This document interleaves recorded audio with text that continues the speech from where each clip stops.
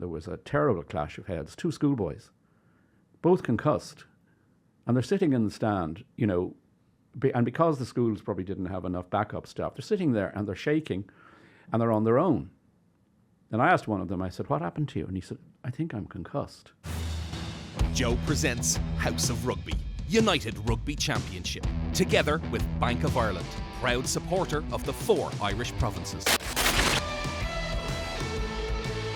Hello and welcome back to House of Rugby together with Bank of Ireland. I'm Greg O'Shea and of course my good friend Lindsay Peat is here as always. Happy Monday, how are you? Happy Monday. I'm sore.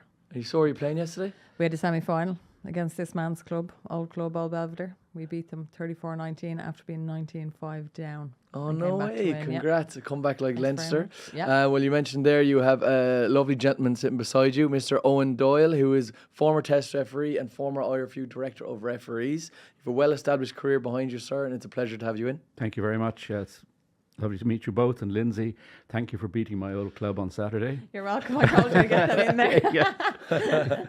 I'm sure it was a referee mistake. Actually, do you know what? We were chatting before we went on air, and I was commending actually the referee because I, as a player, I would have mentioned Joy and Helen, and you love a referee who's has clarity and chats to you and gives you the benefit out, and like you said, isn't the centre point of a match, and he wasn't. He was quite consistent for both sides. So I have to say, a big shout out to the referee. You're changing your tone now. A few weeks ago, you're saying you hate refs. Well, yeah, who was I saying I hated actually? To me. No, yeah. Money Mason. I tell you why, because I'm one of those bald kids who's always put in the corner by referees. Don't say that in front of no. A couple of weeks ago, I think you'd lost your first game, and you were like, "I'm not going to blame the ref." I did actually. But we lost to Rock. Yes, I did say that. I hold up my hand. Yeah. Well, hopefully, be another good refereeing show on next Friday, 7:30 TG Carr, the AIL final. Well, when I started refereeing, I was of the opinion, like most people were, that referees' parents had met once but only very briefly. And then I met a few through my father's connections, and I realised these are actually normal human beings. So that's when I went into it. I was an unusual guy because I was probably younger than most of the players because I started when I was 20. Wow. So when you're refereeing some of the old hoary guys like, say, Ray McLaughlin from Blackrock, who played in the front row, it was really difficult. Yeah. But when you got over that hump, they were actually quite happy that here was somebody who might be no good, but at least he can keep up with the play. So that was novel at the time. Yeah. And if you're a sound person, that goes a long way as well. Yeah. You're probably fitter than most of the players if you're a 20-year-old. Probably, yeah. That's amazing. Well, we're going to ask you all about where refs are at the moment in World Rugby because your opinion holds so much weight from your careers, but we'll get that later. And also later on in the episode, we have a big interview with John Porch, who's the winger for Connacht. If you've been living under a rock, he's one of the best wingers in the URC at the moment. So we have a big chat with him. Our very own producer, Pat, was chatting to him. But we'll talk about that later because we want to talk about the big Leinster game. Yes, Lindsay. we do. They are just unstoppable. So they won 38-29 against Ulster. Ulster threw it away. They were 22-3 up and they ended up losing with the 35 unanswered points. They were outstanding, Leinster, weren't they? They were. Lindsay? And I listened to Ryan Baird after on Leinster TV's, I think, one of his interviews, and he just kind of said that their mental resilience and knowing that their game plan is going to work, and every fella knows in that team that they are capable of doing this. Now, Ulster will be shooting. Like, if I was an Ulster fan this morning, I'd be pretty good at it now, to be honest, because I think discipline killed them and they tried to, they just went away from their game plan. They were sublime in the first half. Do you know what I mean? Ethan and McElroy's try off Stuart Moore's a turnover. Like, they did some really, really good stuff. Leinster were killed with Cian Healy's red card after 20 minutes. So they had no right really to win the game. And they were absolutely sublime. They never looked like they were going to lose that game. Again, they just had a deep bench. Everyone come in, knew their role. I thought Nick McCarthy. Gibson Park was a bit out of sorts. He had a couple of knock-ons. And then Nick McCarthy come on. I thought he was absolutely excellent. So hats off to Leinster. We want to know their secret, really, don't we? Yeah. Well, I presume you were watching it, Owen, and the red card for Cian Healy after 20 minutes, I thought it would have been a very good advantage for Ulster to go on and win it, but they couldn't do it even against 14 men. No, I mean, you have to wonder where these red cards are going to stop. I mean, it's nearly a compulsory red card in every match now. And they've got to sort out the tackling, they've got to sort out the breakdown. And that's a big job for World Rugby. At the same time, all they're talking about is bringing in shot clocks for kicks at goal. I mean, they've a lot more serious stuff to deal with. I thought Leo Cullen pulled off a master stroke by pulling off the wing. Yeah, he pulled off Jimmy O'Brien. He pulled off Jimmy O'Brien and he put on another prop for Cian Healy. And I think that was absolutely critical to winning the game, because if they played with 7 forwards, I don't think they would have won it. Whether it should be allowed or not is another matter. But I thought it was really clever. But Leo is a magnificent director of rugby down there. Yeah, Can I ask you about the red card? Do you think it was a red card? Yes. Yeah. I think when players take a risk, and it's between yellow and red, and if it lands on red, and sometimes you could say, yeah, it could have landed on yellow. Well, it's not anybody's fault but their own. I mean, you're only one click away if it's yellow from red. Now, what I don't like is a red card when it actually should just be a penalty. Yeah. And some of these are completely misread. I mean, you have the TMO, you have the referee, you have the assistant referees who don't really assist very much except to point up to the sky, go and ask the TMO, because I'm not getting involved either. And maybe if I was in that role, I wouldn't. But why on earth they can't get it right 100% of the time, I do not know. And we've seen other ones where they say, oh, there's been a change of direction. And it's been a minuscule change of direction by the ball carrier, and still he's taken out by a heavy shoulder to the head. I mean, the guy going in to do that is targeting. So he's going, no matter what change of direction is, that's what his intent is, even though they call it reckless and they never say it's deliberate. So the sanctions for players aren't enough. They get 6 weeks, because that's mid-range. Then they get 50% mandatory off for saying they're sorry. I've stood outside rooms where these hearings are held, and the guys go in with these shirt and tie on, the only tie they wear in the whole of their career. And, they're nearly in tears. And they go in, they're full of remorse. I texted so-and-so, and I said, how sorry. And he texted me back saying, don't worry. And they get 50% off for that. Just for saying sorry? Yeah. Wow. Then the next thing is, which is a new thing, that if they agree to attend a special, what they call coach intervention. Coach intervention technique, which is basically a tackling lesson. And they get another week off. So now they're down to 2 weeks. So 2 weeks is a rest period. Munster will play Toulouse at home, and it'll going to be a cracking match. And Antoine Dupont, very important to Toulouse, is suddenly playing. He got 4 weeks the other day, quite rightly. And now suddenly it's 2 weeks, because he appealed. So he's back in time. I don't think that should have, because Colby landed on his head. So if you're going up for a ball, even though Dupont had his eyes on the ball, I mean, that could have been a serious injury. Do you know what I mean? Like, so sure, it doesn't seem to come into it then. Do you know what, the actual act or what could have happened, or do you know what I mean? He had his eyes on the ball, but he was coming from a position and at a height that he had no chance of ever getting it. And as far as I remember, a year or so ago, now maybe it's just become flavour of the month that people have forgotten all about, it seemed to me that didn't matter. If you weren't at a height that you could compete and you tipped somebody over, you were seriously to blame. Now, it was only Cheslin Colby's God that saved him from a catastrophic injury. Do we have to wait for that to happen? We brought it up in the show, haven't we? Like, weeks on weeks we're talking about concussion and serious injury, and obviously Doddy Weir now recently, obviously no connection, but like there is those neuromuscular diseases that are now, with scientific research, being attributed to just collisions in rugby. Do you know what I mean? And obviously it's everyone's collective to try and protect ourselves. But like the indiscipline in that game as well, like Ulster had 2 yellow cards. Do you know what I mean? So it seems to be consistent throughout the game, really. And we probably will go into it a little bit later on. Yeah, but, I think rugby's coming to a boiling point now where lads and ladies are getting so big and so strong, and you're kind of alluding to it there, Owen, that we keep getting these red cards and guys are just about getting away with it. We haven't had any catastrophic injuries yet, but is that what it's going to take for them to change the laws? Yeah, but you've nearly had it. I mean, look at all the retirements from dementia. Look at the former Welsh captain, Ryan Jones. Well, there's Ryan Jones. Before that, there was, what's his name, that Rodan sent off in the semi-final of the World Cup. He's had to retire from injury. And it's happening, and yet it's suddenly forgotten. 5 Welsh kids, in what they call their espoirs, their hopefuls, which would be their academy, 2 years ago, they died from injuries on the pitch. They're dead. And suddenly that's all forgotten and swept under the carpet until it happens again. It's really intriguing. I honestly believe that if we don't sort it out, rugby is going to become like the NFL. Millions watching and a few playing. It's like, I made the analogy the other day, it's like the old Colosseum in Rome. Hordes and hordes of people turning up to watch this gladiatorial sport, but not too many are going to want to join in. No. Yeah. If it's professional and you're looked after, that's fine.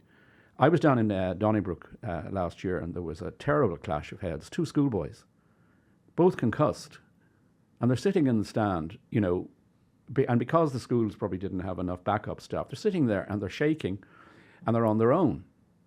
And I asked one of them, I said, "What happened to you?" And he said, "I think I'm concussed." And he's just looking at me with this blank stare.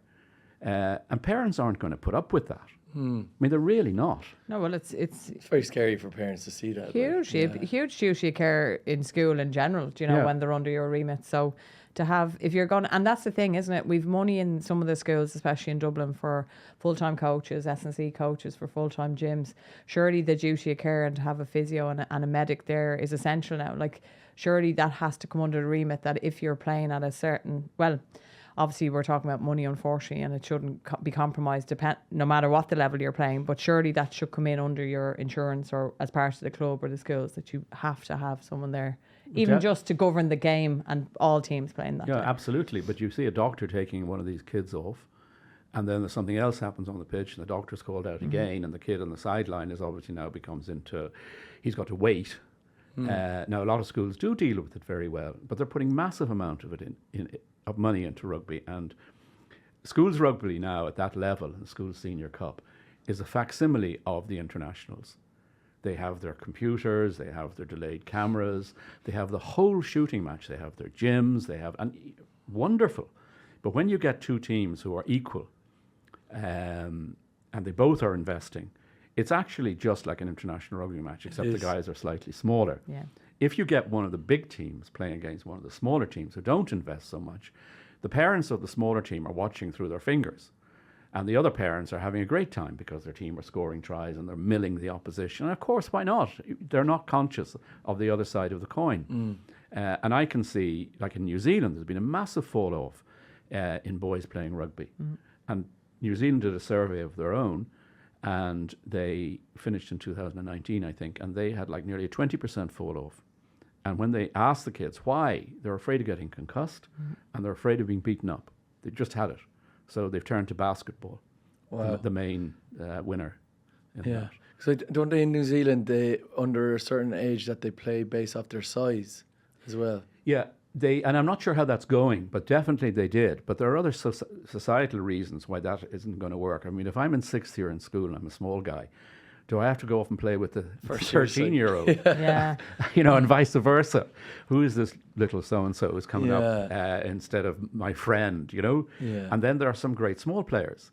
Faf de Klerk, Colby, and the other South African winger who was just a magnificent player. Aronsa. Yeah, but they're unusual.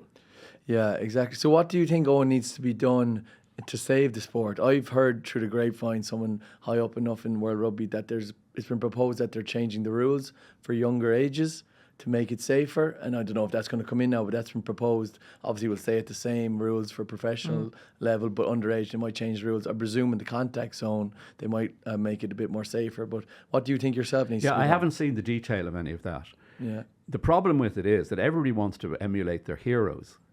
So if you see Ireland playing in a certain way, and then you're at school and you're told you can't do X, Y, or Z because it actually becomes a different sport. I think overall they've got to look at serious things like the breakdown, the clearing out of the breakdown. Where did that come from? You used to have to join a ruck, which meant you bound on and you pushed, and then they were coming in a bit faster.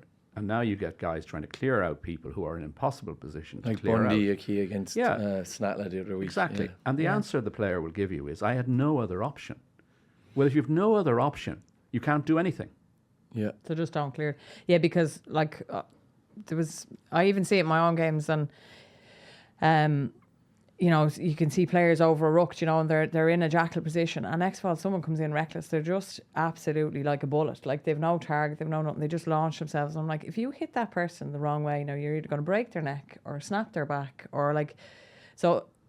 Is that going to be a rule where, right, if they're sealed off and you don't see chest, they don't go? Because it was the same thing with the Bundy. Like, he had no way he was going to clear Sonata. Like, he was so down. There was no surface area for him to even target unless he rolled from his hips. And we're obviously trying to eliminate the crocodile roll as well. So yeah, I think the breakdown is an area where people can be headless, and you know, then they're going up against people who are really in a compromising position. You know, just trying to play with the rules and turn over a ball, which they're entitled to do.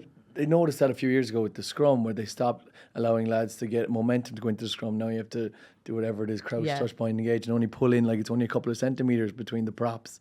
So they've noticed that that's going to reduce injury in the front row. And it does. That's happened? A big thing. Like referees will bring the front row in consistently, and all they're asking for now is stability, and we wait for the calls. And they won't continue on with their sequence until they get, you know, step one we've achieved.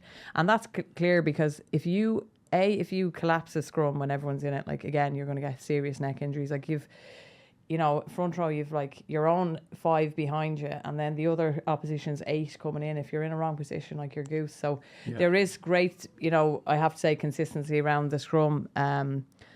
Sometimes now I find it's a bit slow when we've 2 good teams, the sequences, because you're trying to hold your weight, you're really trying to promote that. But other than that, like, that's one big area that we've seen the changes, and I think maybe you could bring a rule similar to that into the breakdown, where you can't be sprinting in from how far away. Yeah, like, true, maybe. Like Peter Steph the other day, where a guy came in and just hit him, ended up breaking your man's cheekbone. Yes. Maybe you have to come in and, as you're saying, just bind and drive in at a slower build of aggression. What do you think? I think, Lindsay, would you agree that the common thing of all these people who hit and do damage like that is that they're late?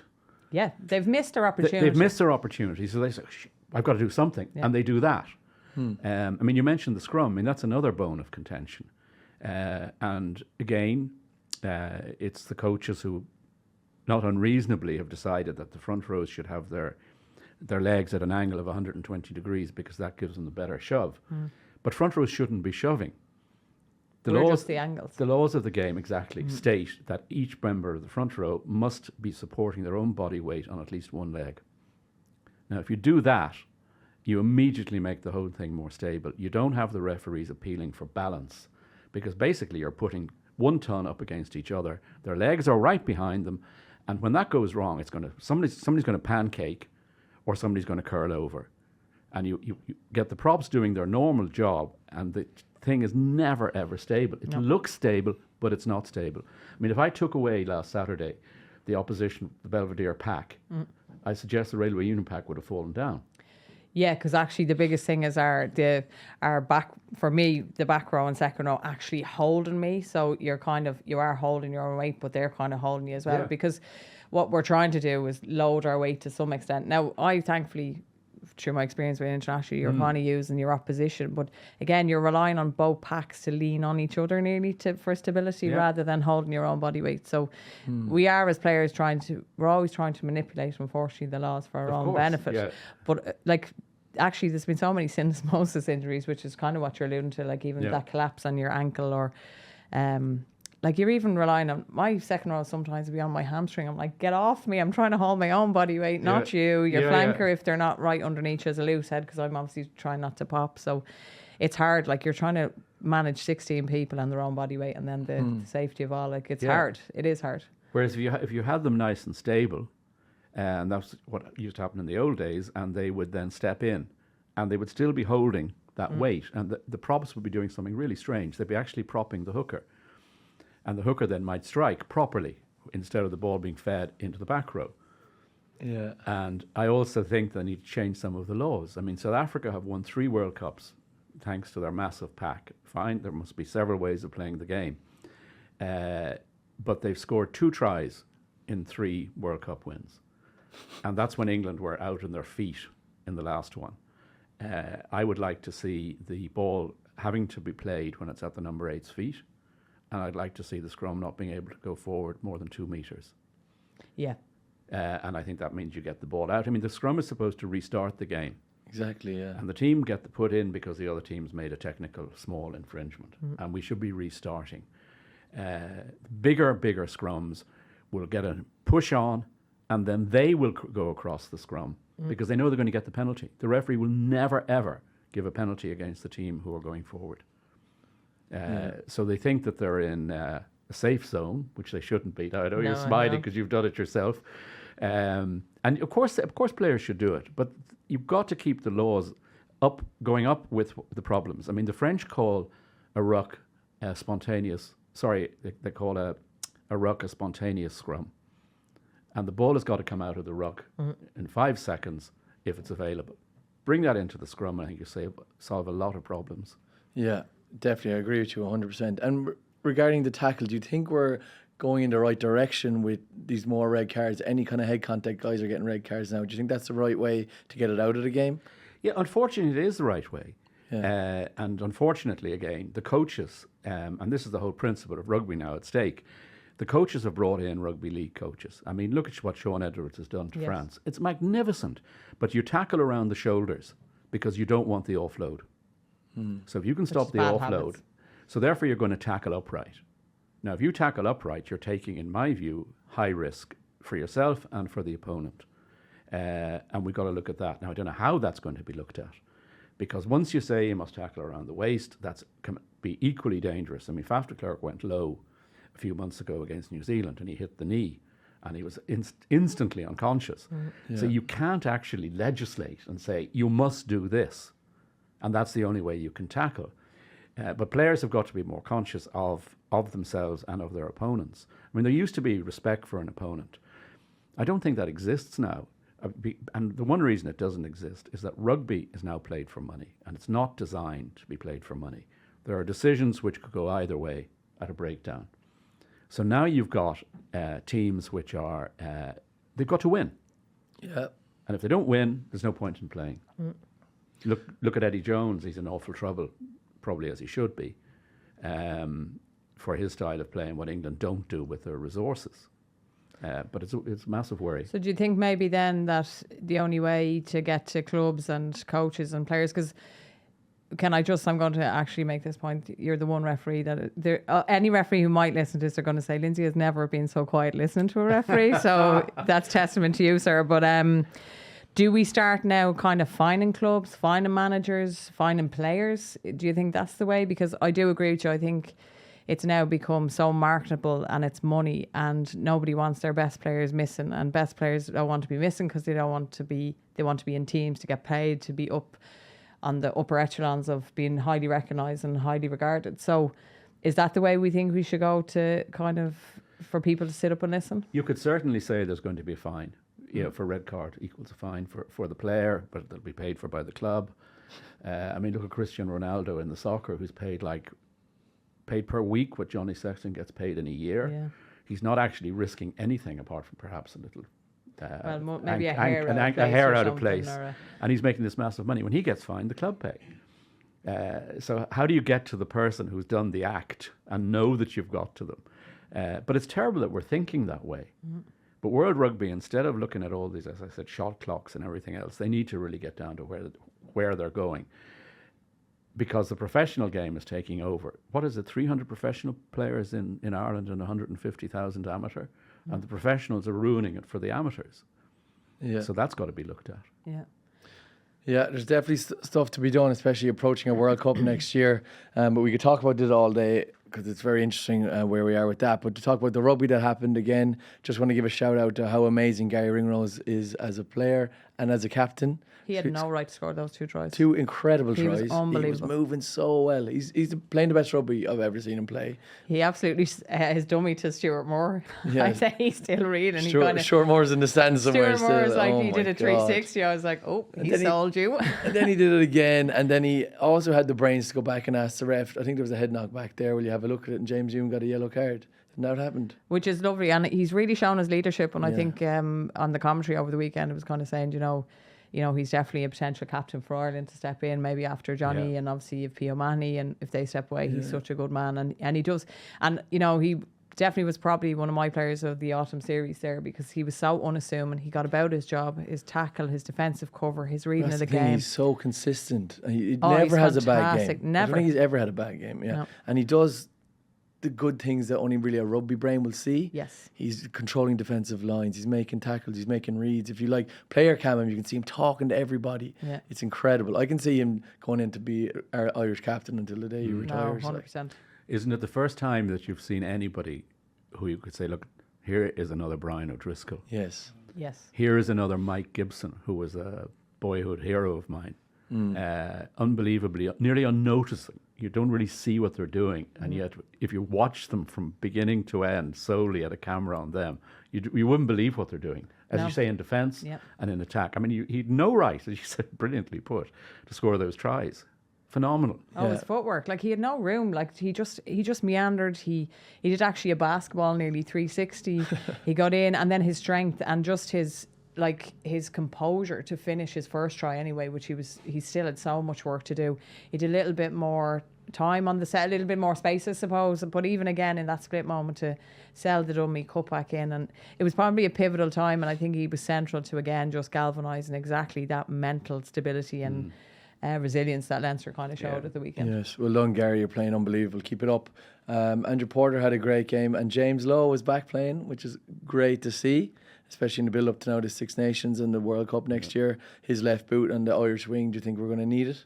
Definitely. Yeah. You know, I think the he's a complete player at the moment, and we are blessed with the back three. I mean, there are so many options that it's very hard for a coach to plan for what Ireland are going to do from that position. And I think we've got every chance. We should actually win the World Six Cup. Nations. Oh, the Six Nations. The world. How do you think we're going to do it? This is no pressure now, Owen. That's a big Tell statement, us, Owen. how are we going to do in the World Cup? Because this has been also the talk in the show. Are we like the nation that's like, oh my God, we've had such a good autumn series. If we win the Six Nations, I think it's gone like game over. The country will start celebrating the World if we Cup win the win. Six Nations, probably won't do well in the World Cup. But in 2018, when we were number one, if you remember, Steve Hanson, the New Zealand coach, then said, I wonder how they'll handle it. And we couldn't handle it. No. I think now we can handle it. You know, we're taking it one game at a time, or we're ignoring the ratings, and we're just getting on with it. And I think that's really, really important. It's a dirty pool we're in. It is. Scotland could do anything. That we could beat them 40 points to 3, or they could squeeze it out against us. And if we let Finn Russell have a good game, now I think we're very capable of closing him down. If we do that, we'll win. South Africa, do we want to win against them, or do we want to lose against them? Because we meet France or New Zealand next. So you could put out your seconds against South Africa if you were safe, if you thought you'd get. Who would you prefer, France or New Zealand in the quarters? Oh, but it's France in France, and New Zealand are always going to be good. So that's where it's going to hinge. Yeah. Now, if we play against South Africa, and I made the point recently, the last time we played South Africa the other day, 5 of our team couldn't be considered for the next match because of injury. That's a third of the starting lineup. Scary. So And how do you manage Johnny Sexton? Because at the minute we probably don't have anyone close to how good he is in those pressurised games. It hinges around 9 and 10. If we don't have Gibson Park and or Johnny Sexton, we're in trouble. And that's if we have neither of them, it's going to be very tough. Yeah. And if we don't get out of the quarters this time, and we play very, very well, it'll be so disappointing. But you'd actually have to think, well, they've done very well. Yeah. Yeah, I was at the Dubai Sevens over the weekend, and there was all kind of names were there. But I was chatting to Dylan Hartley. Obviously, he was captain of England for years, and he said straight up, he was like, the target's on Ireland's back. Everyone's coming for us. He said it straight up. That's why I think we should actually have a bad Six Nations to take it back off our back. Like I'd risk that if it meant then we're kind of going under the radar, because we probably spoke, I think at that time, kind of 2018, just for that in Japan 2019 World Cup, I think England were 5th or 4th and South Africa were 5th. They were that, and they were the 2 teams that went to final, and we were sitting pretty at world, the world number 1. Do you know? So again, it's kind of, it's just like, championship football with GA, or it's test rugby. It's just like, it's just one game at a time, and you have to be consistent. And if you don't start well, or you're right, Scotland could have that one superior performance against us, and they could be they're world beaters then. So yeah, I mean, they're a mad team to play. I mean, they're either awful or terrific. Yeah, 100%. Okay, we'll keep moving on. Munster were playing at the weekend away to Edinburgh, and they won 38-17. Edinburgh started really well with 2 early tries, and we're like, oh no, I was like, here Munster are going to get a bad loss away in a cold December night in Edinburgh. But they fought back and they played unbelievably. They got tries from Craig Casey, who's playing out of his skin at the moment, Niall Scannell, Calvin Nash is playing really well, Gavin Coombs and Joy Carberry all stepped up to the mark. Did you watch it, Lindsay? Yes, I did. And I'm going to admit this on this show, okay? Yeah. Because I love yous, but I think I might, underneath it all, slightly have a little bit more love for Munster as we go week by week, because I actually enjoyed them. They had everything. They had Craig Casey had his little snipe off the back of it. Well, the mall broke down and then he sniped. Paddy Patterson came on and he was as lively as Casey. And what I did like about them is they actually went blind a couple of times. It opened, like their decision maker was fantastic. Calvin Nash, keep going, my friend. Like every week your name is coming up. Anton Frisch. Like, I loved his little pass in, just on the gain line, little pop pass into a gap. He needs to stay in that Munster starting lineup. I'm sorry, he absolutely has to start. He seems like that missing piece in the centre. Like Big time. Yeah, just really good head. And really, really good. I think he's going to be central to everything he's doing in your predicted really good run in Europe. Yeah. And I think Joey Carberry had a poor intercept try there to Darcy Graham. Because Edinburgh have some big names like Darcy Graham. Kinghorn was there. Jamie Ritchie had a try. I mean, they're a good team. They're very hard to play when they're at home. So I think it's a big, big bonus point win. Gavin Coombs, absolute powerhouse then. So they just scored from every angle and they just have a different dynamic. And then Joey came on and scored his try. Exactly. They seem to be playing with a lot of confidence, which we haven't seen with Munster for a while. No, they're running these lines, which is it's just beautiful to see. And I love that John Klein got man of the match as well. Yeah, workhorse. Yeah, workhorse, just putting in the dirty yards. Yeah. Like, it was just really. Jim Hamilton now is the one that gave it to him, so I can see why. He's another second row. Understandable, but you know what? You need to. You see, this is the other thing, isn't it? We recognise the fancy stuff because it's exciting to watch, and we don't always, as a rugby brain, like Jean Klein got through a lot of dirty work that actually puts the ball on the plate for the good stuff to happen. Exactly. And we don't really get that. Your set piece, your line out, your scrum, like he's central to all of that. So, and you know what? He's had a couple of good performances, so he probably deserved the shout out. It's good for the workhorses to get the tip of the hat now and again. But Owen, where do you see a Munster at the moment? Do you think they're doing well? They'll go well. I think they're going to do really well in Europe. But what do you think? Well, Europe's going to be very tough. I mean, with the game with South African sides in there, it changes the whole dynamic. What I think about Munster is at last they're playing for the coaches. I think we've seen 4 or 5, 6 years of whatever the South African coaches were trying to do did not suit the Munster psyche at all. And I think Graham Rowntree is a splendid man. I know him well. He's a terrific guy, and now we have a couple of Munster guys down there coaching Munster players. Back to their roots. Back to their roots. I mean, when I reffed Munster, I mean, it was Munster players from Lenihan through to McGalway to all those guys, and they had a passion, an extraordinary passion for the club. And to see John Klein playing that way, and he hasn't played that way in the past. I think this year he's starting to show, I'm going to play for the jersey, which is very unusual from what I've seen in the past. So I really wish him well. I wish Munster well, and I think they will do well. But in the first thing is that they've got to make sure is they qualify for next year's Europe. Yes. Because they're hanging on at the moment. And if you look at all the possible ramifications, your head would go mad with trying to do the sums. Yes. It's like leaving cert maths, isn't it? And I can't add, so it's tricky. I doubt that now, sir. So it's tricky. I love the way you call me sir. Do you spell it C-U-R or S-I-R? Well, it depends. It depends if I go north side accent or south side. So. But no, Munster are doing the right thing. They're creeping up that board. They're just so far down in the URC. If they keep going the way they're going, I think we'll slip in maybe. But I think the best route for us is through Europe to qualify again. Well. And as you say, Owen, it seems like the lads are playing for Munster the right reasons now. And the likes of Leamy and Prendergast have obviously instilled that back into them, like back in the day with the Axels and people like that who just wanted to, they would have played for free. Yeah. It probably comes back to your earlier point that professionalism is kind of ruining the game because guys are just playing for the money now, where Munster got so good back in the day because they were playing for their parish. They might have gone out then and played for Gary Owen or Shannon and then come back to play for Munster. Yeah. So it seems like they're pulling it back together, and it's all been spearheaded by Rowntree. Yeah, it is. And I'd like to see, for example, Thomond Park full again. Yes. Now that would mean the people from Cork wanting to travel again because they're not really going down the road anymore. Yes. And it is a shame to see that redeveloped stadium having the ends empty. I mean, I reffed a match there in 93, but the real story of that match was it hadn't been redeveloped and it could take 11,500 people. 14,000 people got into Thomond Park for Shannon against Gary Owen. That's not fantastic. They were sitting on the top of the stand. They were hanging out of trees.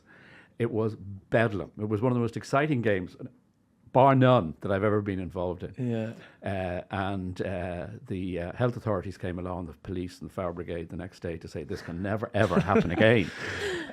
It was magnificent. And in fact, that was the introduction. Keith Wood, I played an advantage out on the left. I remember it well. It's in the book.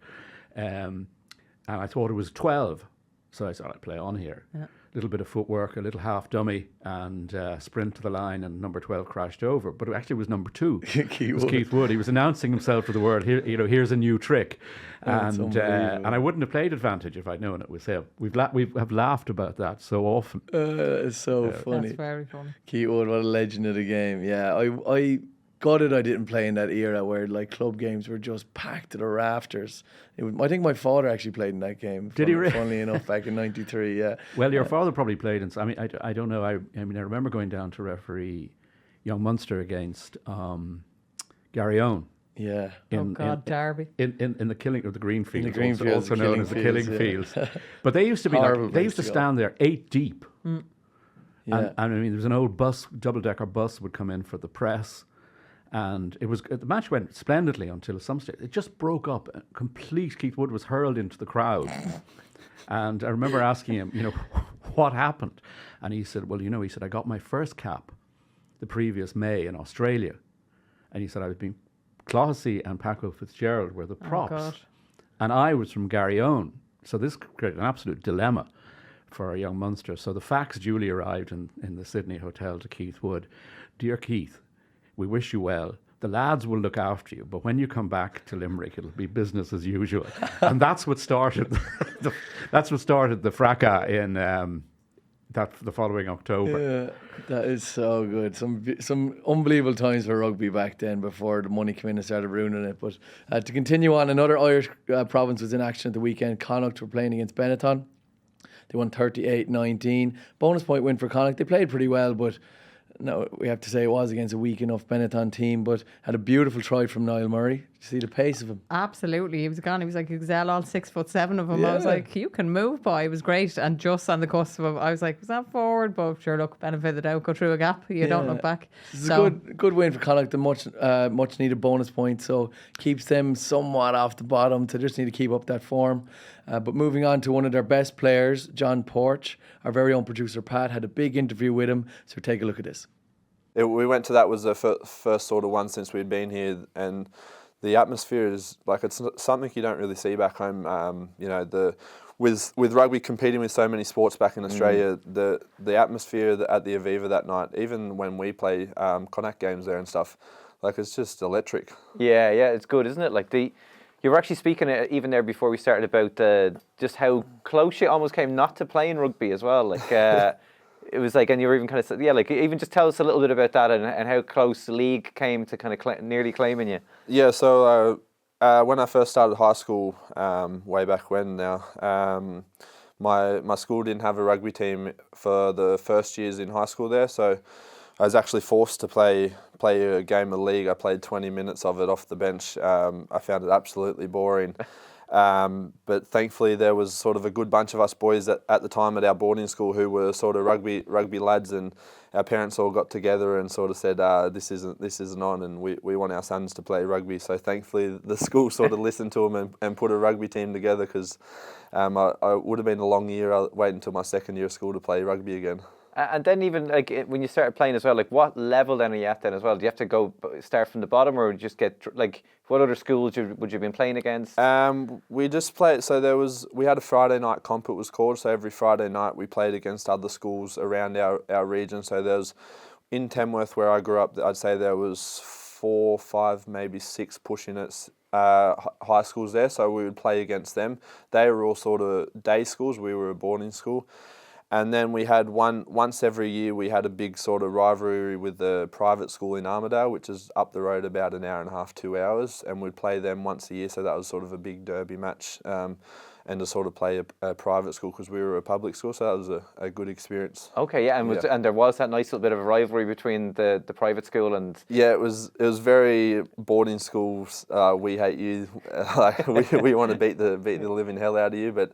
After I finished school, actually very good mates with a lot of those boys that we would have spent playing, growing up against and having big rivalry against, and all get along very well now. And then, like, I suppose Tamworth, like I think I was even saying to you, that's just a little bit outside Sydney, but you were saying it's nearly 4 hours or something, is it, or even more outside Sydney? It's just 5 hours northwest of Sydney, so it's just a small drive in terms of Australia. And what is it like as a town? Like, you know, like what's it? Is it famous for anything? Anyone famous come from it? It's from famous yourself? for it's called the country music capital of Australia. Oh. So maybe that's why I'm so into country music. Other than my mum made sure I was raised on it. But every year around January, around the end of January, start of February, I think it is, they have a big country music festival that goes on there for about 10 to 12 days.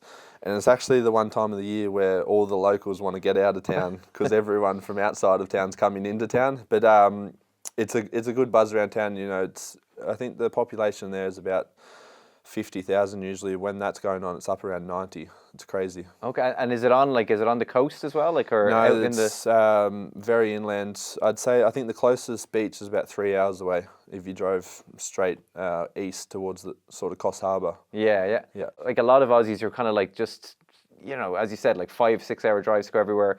Did you start driving early enough, like at an early age, and kind of just to get around the place and see a bit more of the world as well? Yeah, so when I visited my dad, my parents are split, so when I used to visit my dad, he lived on the farm.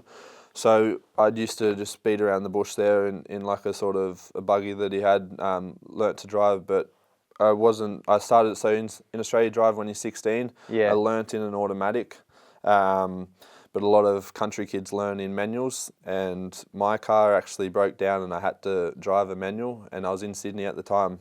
It's one of the quickest ways to learn to drive manual is in a big city. Yeah. It took me a few days, and I was like I'd been doing it all my life. So.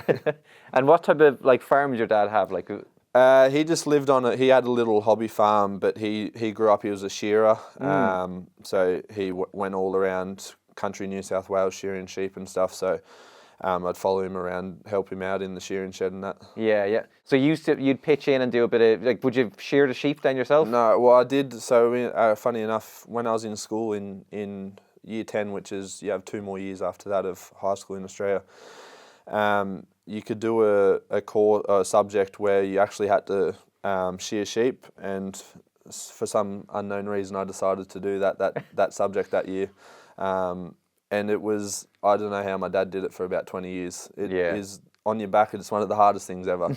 Bending over, trying to control the sheep while you're doing it as well, like they're kicking and spluttering everywhere. I don't know how he did it, it's tough work. And then what's the rest of your family like? Do you have brothers and sisters or anything like that? Or Yeah. I have, so on my mum's side, I have a brother who's just about to turn 14. Okay, yeah. And then on my dad's side, I have 2 sisters. One's 22 and the other would be 18. Mm-hmm. Yeah. And are they all kind of like, are they back in Australia? They're not on their travels or anything like that, or kind of doing overseas or anything like that? Or No, my youngest sister is sort of working out what she wants to do. She's a bit like me. She hates school. Yeah. Or university, that sort of stuff. My eldest sister she's doing teaching at university, and then obviously my brother's just gone in. He's into his 2nd or 3rd year of high school now. Okay, yeah. And then, like, I suppose with rugby then, like, when did that start looking like that might be something you could do, you know, as a career? Like, you know, when did that start getting serious for you? Probably around 16, 17, started in my area, started making sort of representative teams and that. And then when I was 17, I made the national Indigenous team. Went down to, they played in the Division 2 of the National Schoolboys Championships, and went down there and sort of had a good tournament. And then so that sort of made me want to make the New South Wales Schoolboys team the following year into the Division 1 Championships. And thankfully I made the New South Wales 2s in that, and that sort of when I thought, yeah, I could maybe do something about this. And from there, living in country New South Wales, the only place to sort of go play rugby is in Sydney. So as soon as I finished my leaving cert over here, you call it, as soon as I finished that, packed up from home and said, Mum, I'm moving to Sydney, and I was down there at 18. Wow, 18, yeah. And what was, like, I suppose even if you look back now, learning experiences, or as an 18-year-old going to the big smoke, I suppose we even call it, like, anything that stands out is even kind of like, oh, I can't believe I even did that. It was tough. It was because I was also doing my plumbing apprenticeship at the time. Obviously had to work as well, and sort of getting up and going to that at like 5:30 in the morning to get on the train and go to that, and then having to make time to go to trainings and that. And there was other times where I was in a national academy, so I was actually in to do gym in the middle of the city at 5 in the morning, then have to get a train like an hour away to work, and then back again, train to another session in the afternoon. So like there's a lot of running around, and you know, it was thankfully I had the commitment to do it. You know, it served me well. And yeah, like even then, yeah, back then, like money probably, you know, it's not, you're not going to be like rolling around in money or anything like that. So money must have been tight. And were you staying with a bunch of mates or? Yeah, so the club I played for in Sydney, Northern Suburbs Rugby Club, they rented a house sort of about half an hour train ride out of the city centre. So there was 4 or 5 of us rugby boys from the club, sort of in the Colts program. So that's under 20s, all living in the house, very rugby boys' house. It was good though, cheap rent, living off bare minimum food and stuff, getting up, going to work, come back, have a good time on the weekends. And then plumbing as well, like, so you kind of did that for a couple of years and kind of like, let's say in Ireland now here, like, would you be able to tackle something like, you know, like you'd be handy at a few things like? I did it for 6 months because funnily enough, I compound fractured my leg playing club rugby while I was doing that. So I had to take 10 months off that, moved home to my mum. When I came back from all that stuff, I tried to get a job back doing plumbing, but sort of didn't work out that way, couldn't find one. So a guy at my rugby club gave me a carpentry apprenticeship. So then I went into carpentry. Okay, yeah. And I got sort of halfway through that. So like I know bits and bobs, like I'm sort of, you know, I'll be able to do a bit of handyman work like here and there, but I wouldn't say I'm a jack of all, master of none. Yeah. And then you were talking about that, that compound fracture. So yeah, all of a sudden you're on a course, you're hoping to go somewhere like that, and then you get thrown off course completely with that. How bad was that? Like the fact that you had to go home then as well for so many months, like that was that was probably one of the toughest periods of my life. So when it happened, I didn't really know how serious it was until I woke up from the operation and that. And what I was told when I first woke up was when I first went into theatre that they were thinking about amputation. Whoa, okay. And then thankfully, the doctor's name was Dr. Ruff, who did the surgery. So he did the surgery, woke up after surgery, and the next day, when they do the rounds, he came in, he said surgery went well, but it looks like you'll probably never play rugby again. And that just absolutely killed me. So then I was talking to my coach at the time. I was like, I need to get into coaching as soon as, you know, I'm sort of back on my feet and able to do some normal stuff. And so at the age of 18, I was thinking about like my coaching career and how that's going to pan out, because I didn't want to be in the trades for the rest of my life. So that was a big shock, but then thankfully went back to my mum's house, which was up in near Brisbane on the Sunshine Coast. Had a very good physiotherapist up there who used to do the Wallabies back in the early 2000s when they were sort of peak of the top of the bunch. And went through that with him. He was sort of talking to me like, you know, it was going well. Could probably see you getting back within 18 months. And just carried on there, and thankfully enough, like he was amazing. My body just responded to everything, and I was back playing within 10. Wow. Okay. Yeah. And then did you have to then? You're going like, you know, starting back in the ladder again. Like when did you head back to Sydney again to start playing? And so I went back to Sydney. Went back to my club. There was still in the under 20s, the Colts program, and just sort of worked my way back up through that. Did a year in the under 20s, because a lot of people the sort of around my age was going into the men's age group to sort of push themselves, but I was happy enough to do the 2 years in the Colts and sort of work my way from there, just get back to playing rugby. That was the main thing at the time. Yeah, and then so like when you played as well, was it wing again? Like was that always your position, or did you kind of go around the back line then? So growing up, I actually started at 9. And then I think I hit a growth spurt around 15. I moved to 10. Did that for a few years. Absolutely hated it. I felt too cramped. So I moved to 15. And then so a lot of growing up, I played at 15. But then when it sort of came to representative sides and that, I'd play on the wing. Yeah. Yeah, and then was the ambition, of course, like 15s back then? So like when did 7s come onto the radar then? Like was that around the same time, or like did somebody else approach you, or how did that kind of? Yes, my first sort of involvement with 7s was my last year of school. Our school put a team into a 7s tournament, a New South Wales Sevens tournament, and we ended up coming second in that, so which meant we got to go to the National Sevens tournament and play against the best sort of 12 schools in New South Wales and Queensland. So that was my first sort of experience of sevens, and I absolutely loved it, like the free space and just the running rugby. That was my first, and then went to Sydney, and it was sort of 15s when I first was there, but played the odd bit of sevens, and that sort of sparked a bit of interest, and was people came speaking about whether I'd be interested in it, and then I got picked up into the NRC, which used to run back then for the North Harbour Rays, and got a run of games there, and off the back of that, and the Australian Sevens sort of came asking if I would be interested to come into a training camp. And then so like you would have been maybe, because you went to then represent Australia in the Olympics as well, so you probably would have been like 21, 22 at that stage, like? Yeah, I think I was 22, Yeah. And had you been playing long at that stage on the sevens, or? I was 6 months in. Okay, yeah. I had been in the program for I'd been training with them for about eight to 9 months, but I'd just been contracted for 6 months by the time the Olympics rolled around. So Andy Friend, who's now my coach here, he was the coach at the time. I had aspirations to make the Olympics, but I had no hopes of I was just, if I make it, like that's amazing. But I'm not putting that pressure on myself. I'm new into the program, and we were up in Darwin doing a heat camp for Rio, and that was the sort of 16 as a 16-man squad. So they were taking 14 from that 16-man squad to Rio. So just making that was an achievement in itself for me at the time.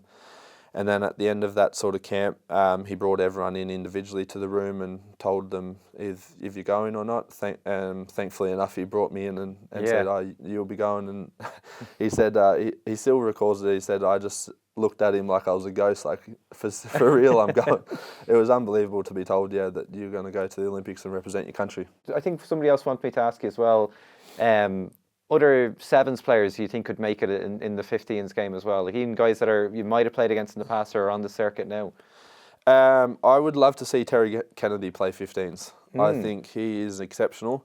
For the Ireland team, he's nearly everything for them. I'd love to see him get a chance. I think he would really deserves one, and I think he would go well as well. Yeah. Okay. Well, listen, brilliant.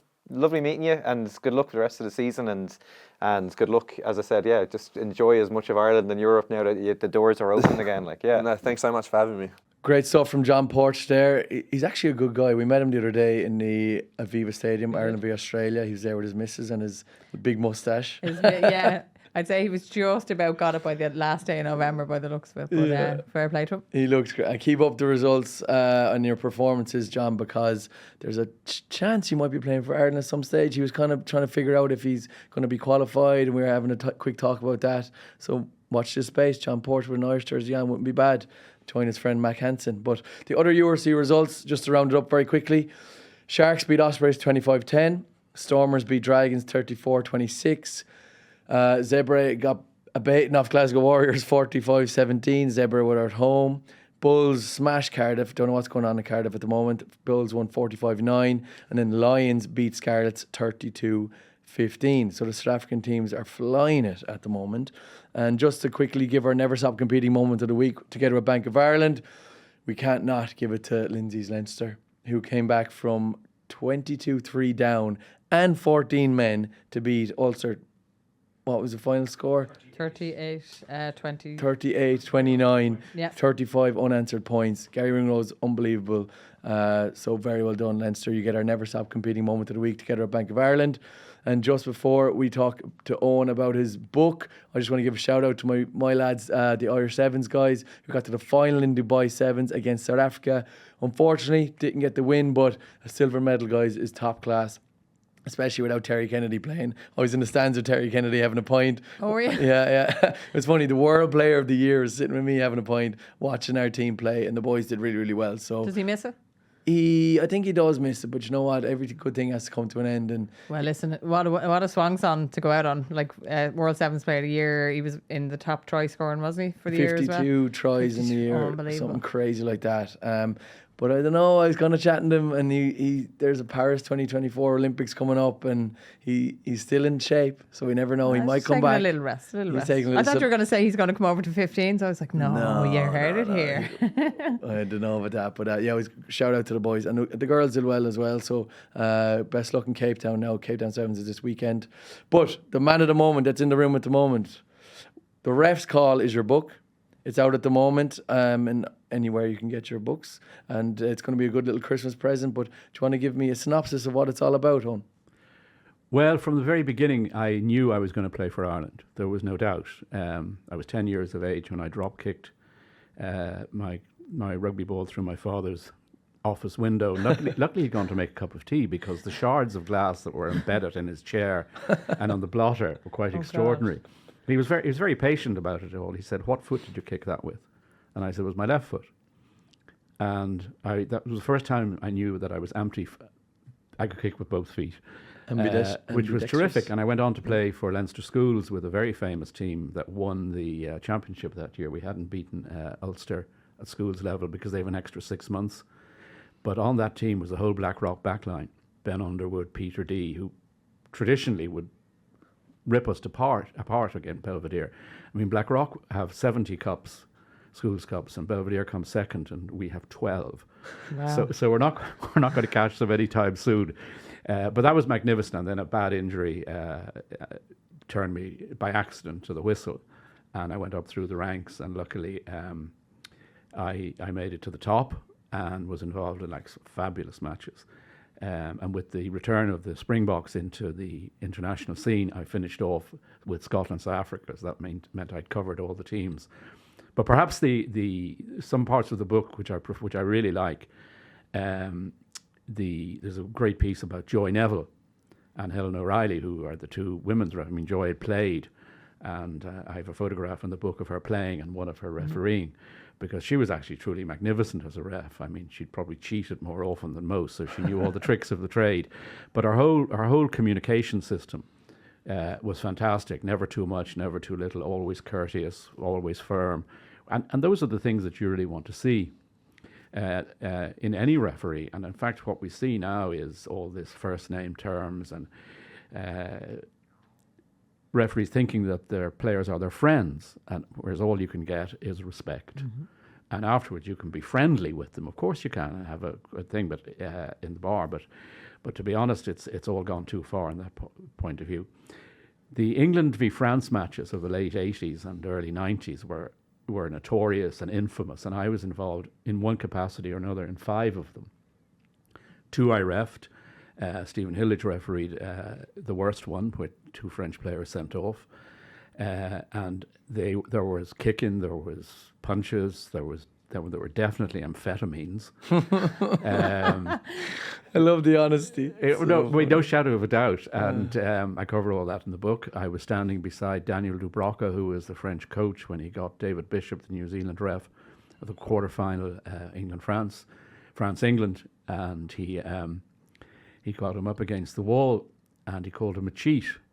Now, I know Dubravka well, he wasn't going to be violent, but he was very unlucky, because in those days the referee was wired for sound, but it only went to the press, and you couldn't turn it off until you went into the dressing room for a technician. So all the press were about to wrap up for the day when suddenly they heard this noise and they heard Dubravka calling the referee a cheat, so he had to stand down.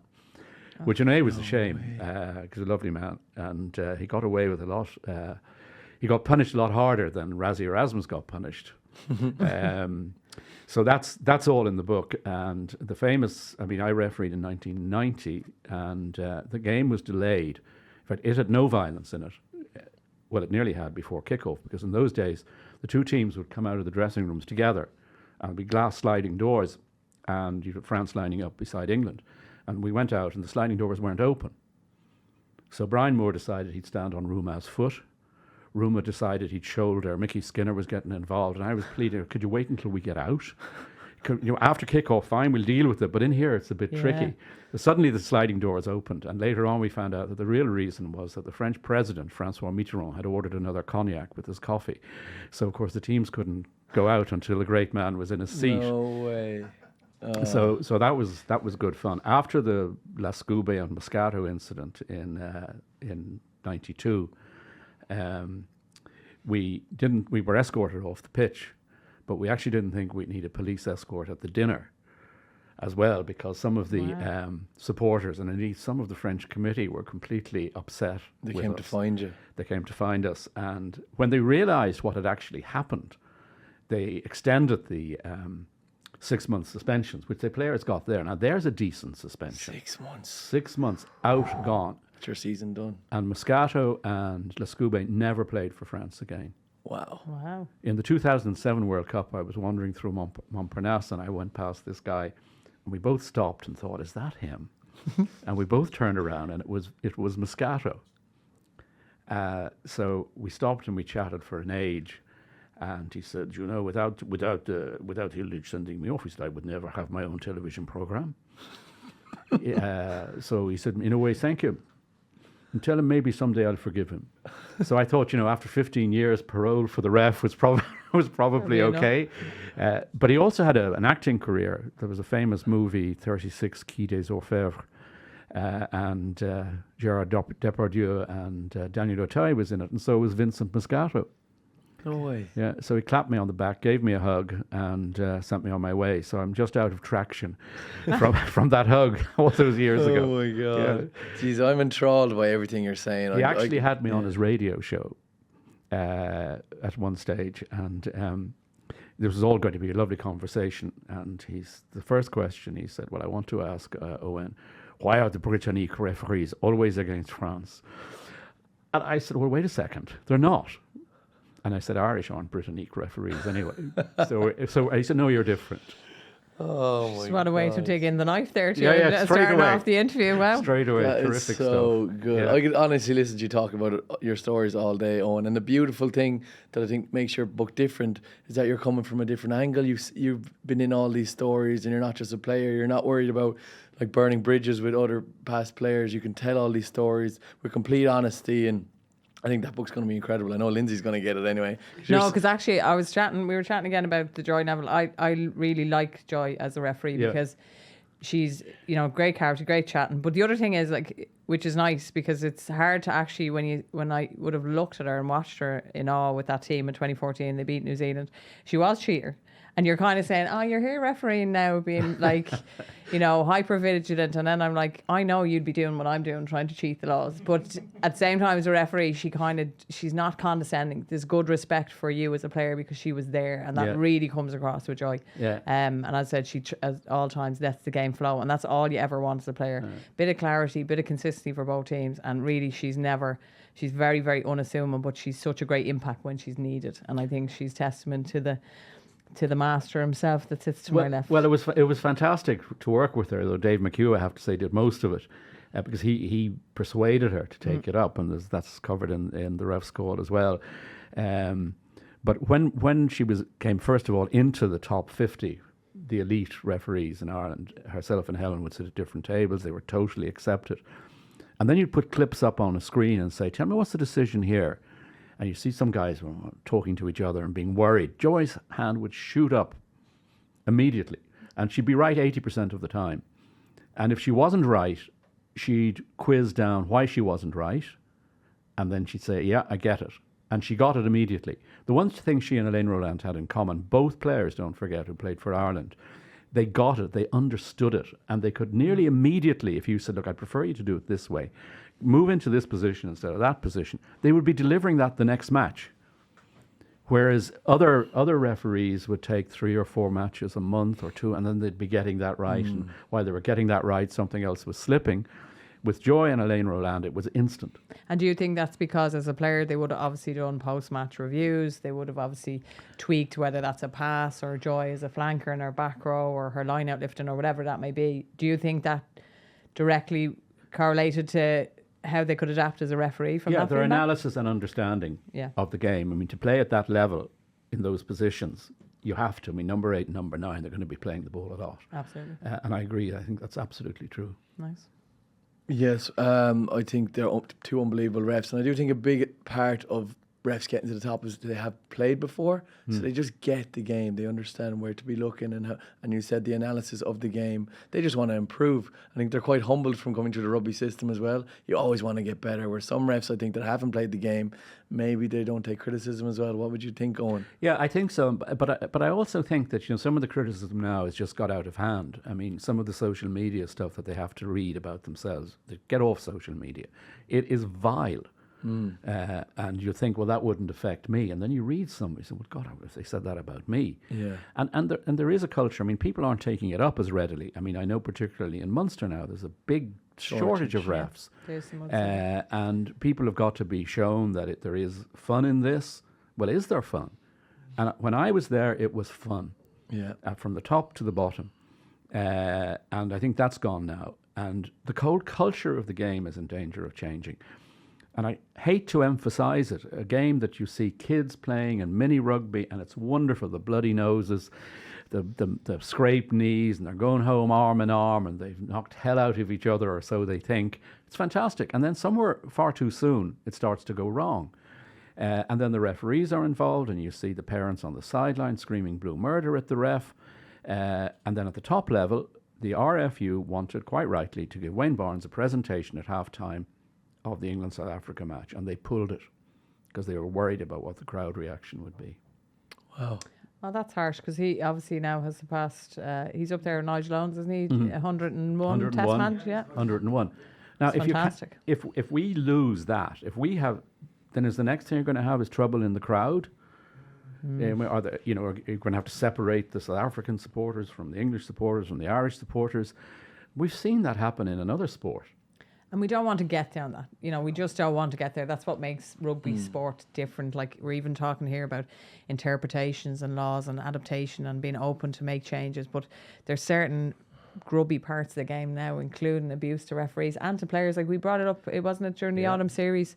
One of the referees receiving just a massive online abuse. And, like, why would you do that? Yeah. They're going out there like a player to do their best. And some of the games, especially like, I think it was Ireland, Australia, it was a real test match. So it was just two hard fought, two teams going at it, fighting hard for every inch of space. And sometimes it's not always the spectacle we assume we're going to get as, fans.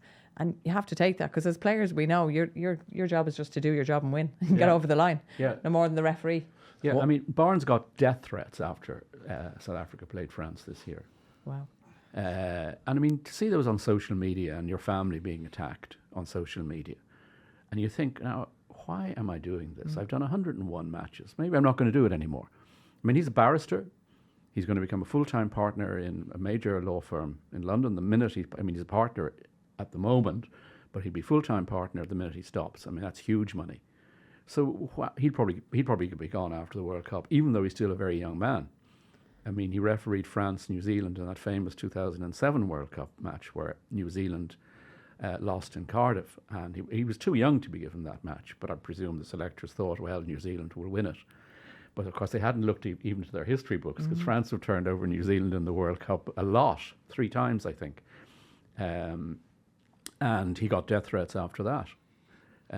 Helen Clark, I think, was the Prime Minister of New Zealand. She went on television to say, come on. I was sitting in a restaurant in Paris the next night, and this group of New Zealand farmers who'd flown in as New Zealand were flying out of Charles de Gaulle. They were flying in for their special, most expensive semi-final and final package. Well, what they didn't say about Wayne Barnes and Graham Henry, it was unbelievable, vitriolic. Because professionalism, you have to win. Yeah, it's not very fair. And I know we're probably going on a bit longer here, but I have to ask you, what do you make of the way Razzie's been acting on social media and analysing refs' games and posting it for the world to see? Do you think it's fair or do you think it's outrageous? It's atrocious. It may be that deep down he knows psychologically that some referees, without meaning to, are going to look after South Africa a little bit better because they don't want to be at the brunt of this. They don't want to be attacked by him. It's atrocious because there is a system in place. He can do all that behind the scenes, and he will get the answers he wants and the answers he needs. And he can make whatever corrections he needs to make to his team, and perhaps the The referee can make his own corrections to what he needs to change. I mean, a lot of people give out, and I agree, that some referees need to be stood down for a while. Now, Matthew Raynell, after the summer, got one match in the November series. It was Romania-Samoa, hardly a headliner. But he needed a rest, and he'd made a few mistakes. He'd stopped that kick to touch by Australia, which was like unbelievably stupid, but probably just a brain freeze and suddenly, what have I just done moment. But he then came back because 2 people got injured and he became the super sub, and he didn't do well. I mean, he produced 30 penalties in, was it New Zealand, England? It was, yeah. I mean, that's a hell of a lot. I mean, ball and play time 38 minutes, penalties 30. Wow. It can't go on like that. No. And they've got to change how the referees are refereeing. I mean, you know, the number of penalties, the number of advantages played, the hand goes out and you say, oh God, that offence did not matter. That's refreshing to hear, can I just say? Because sometimes I don't think people understand. They just think the referee's going in with this type, you know, obviously A, they're human, but B, it's nice to hear you, who was like the top guy for so long and has such impact on the game and refereeing, and even refereeing this country, how you built it up. But like, it's refreshing to see that you as well have a love of the game, that you want to see it flow. Yeah. Do you know that it's not always about you, that you're part of that overall unit and delivery of the game that we love? Well, if you take just 2 instances, you get continuous play and you get ruck after ruck after ruck. So say Munster are playing Toulouse, and Toulouse have lots of possession. Ruck 3, 2 centres go offside. Ruck 7, and the referee plays advantage. Ruck 7, everybody's onside. They move the ball, they drop it, and they go back to the previous penalty, which now has had nothing to do with play. Yeah. And that's what they're doing. Take the advantage law. We all remember Stuart Hogg going over the Irish line, unopposed, drops the ball, and what does he get? He gets a penalty. He's going to get a penalty under the post for some spurious advantage that was being played to Scotland. He's over the line. He's screwed up, and Sure, he gets rewarded. If they change the advantage law to go back to what it was, you take 10 penalties a match out of rugby straight away. So why not do it? Yeah. They definitely need to start listening. I completely agree with you, Owen. And as you say, Lindsay, it's very refreshing, because I agree. Refs need to kind of get out of the way and just let the game flow. In my opinion, I think some refs are trying to build a personal brand and using the platform of international stage to build a personal brand to benefit off the pitch. Yeah. But I just think a ref's doing a good job if you don't notice them. Yeah, if you can. Now, in fairness, some of them are afraid that if they don't pick up everything, they're going to be attacked by the coaches, because if you picked that up, we wouldn't have been defending that kick 5 minutes later. I mean, that's absolute nonsense. But that's what's happening. Yeah. I mean, I remember one of our referees going out to referee Leicester and somebody in the Heineken Cup, and we got 63 queries, like minute after minute, things he'd done wrong. And it was one of the few things that I refused to get. I said, I'm not dealing with that. I mean, that's utter nonsense.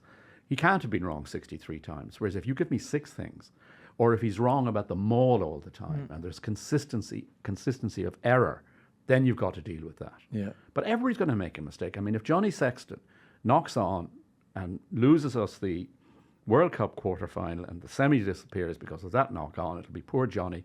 We would never have got this far without him. Exactly. Referee does something equivalent. Holy hell. He's the villain. He's the villain. There's very little margin for error for referees. Well, you said it a while ago, Lindsay. I wouldn't have survived a moment in the professional game. You said it a while ago, Lindsay. Refs are just human, so give them a break, lads.